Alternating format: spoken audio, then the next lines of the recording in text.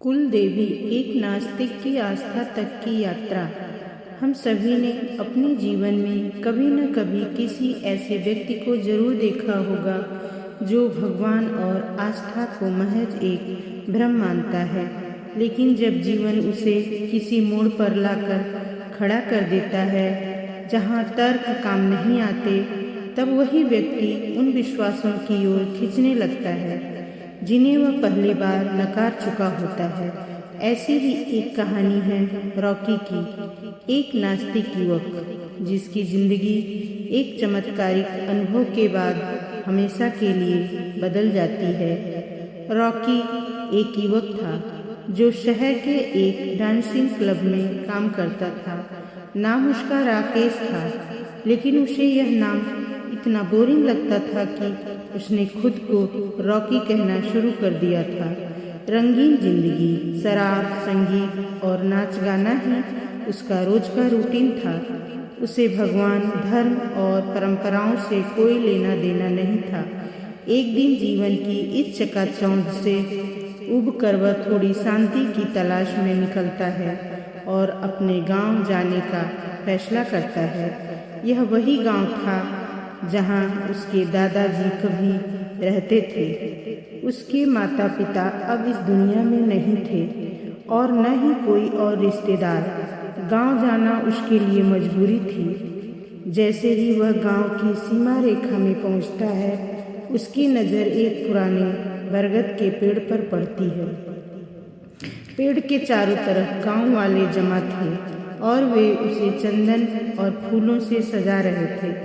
पूछने पर पता चला कि वही पेड़ उनकी कुलदेवी का स्थान है और महीनों में एक बार वहां पूजा होती है। रॉकी को यह सब ढकोसला लगा। उसने बुजुर्गों से तर्क किया, उन्हें पिछड़ा हुआ कहा और उनका मजाक उड़ाया।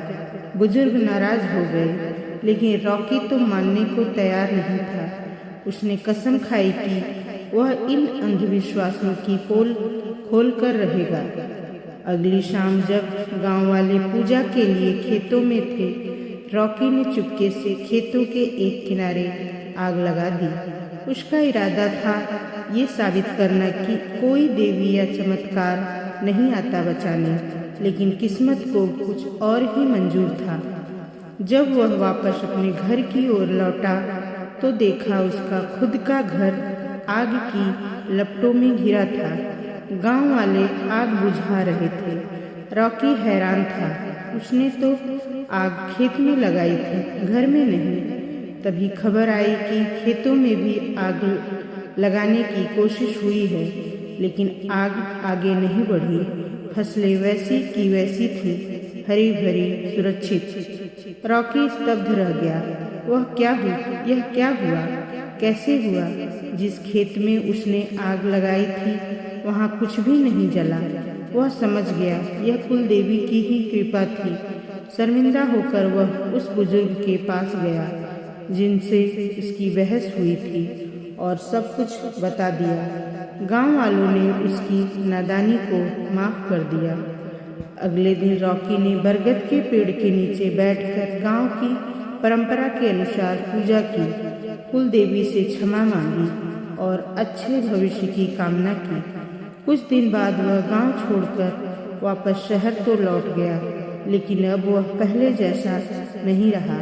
अब उसके दिल में एक जगह थी, आस्था के लिए, विश्वास के लिए। रॉकी की कहानी हमें यह सिखाती है कि कभी कभी अनुभव ही सबसे बड़ा गुरु होता है।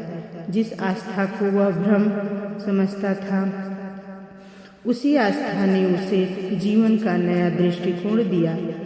कभी कभी चमत्कार केवल चमत्कार नहीं होते, वे एक संकेत होते हैं जो हमें भीतर से बदल देते हैं। यह कहानी एक नास्तिक युवक की नहीं, बल्कि एक आत्मा की यात्रा है।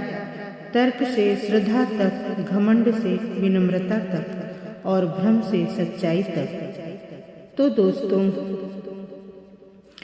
ये थी रॉकी की कहानी, एक नास्तिक युवक की जो आस्था तक की यात्रा कर आया। कभी कभी जिंदगी हमें ऐसे मोड़ पर ले आती है जहां हमें सिर्फ तर्क नहीं, थोड़ी श्रद्धा की भी ज़रूरत होती है। अगर आपको ये कहानी पसंद आई हो तो लाइक करें, कमेंट करें और शेयर करें। और ऐसी ही और कहानियों के लिए चैनल को सब्सक्राइब करना ना भूलें, क्योंकि कुछ कहानियाँ हमें भीतर तक छू जाती हैं। धन्यवाद।